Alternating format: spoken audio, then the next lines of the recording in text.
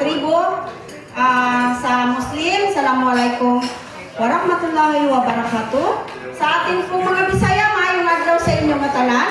Sa ibang dialect ko ay hindi ako familiar, pero good afternoon o ano na ba ngayon, good evening na ba? Maraming salamat sa atin. Okay. Sir Donald, thank you. Okay. First of all, I would like to introduce the Philippines Kingdom of Royal Tribes. Okay. Una pala ang sarili ko. Ako si Princess Ilang-Ilang ng anak po ako ng aking tatay. Tayo pa. Anak po ako ni King Dato Baliti.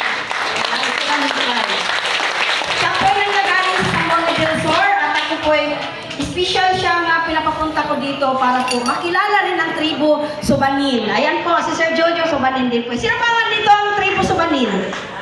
No? Parang kami lang. Okay. So sa lahat ng tribo, hindi na natin pangalanan pa. Sa lahat ng tribo, mabuhay tayong lahat. No?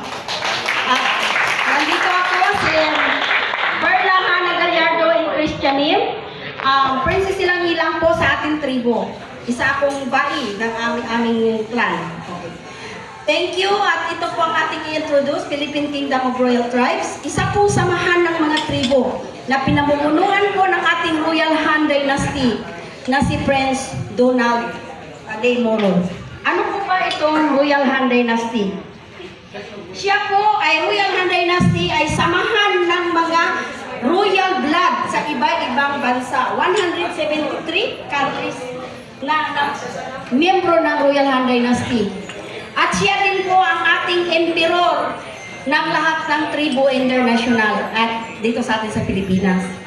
So sa Royal Han Dynasty ay sa atin pong Royal Kingdom, ito po ay binuo natin para magkaroon tayo ng pagkakaisa sa tribo at matupad ang ating 8371 na yung ating nilimithi. Actually naman, natutupad naman bawat isa pero hindi po lahat.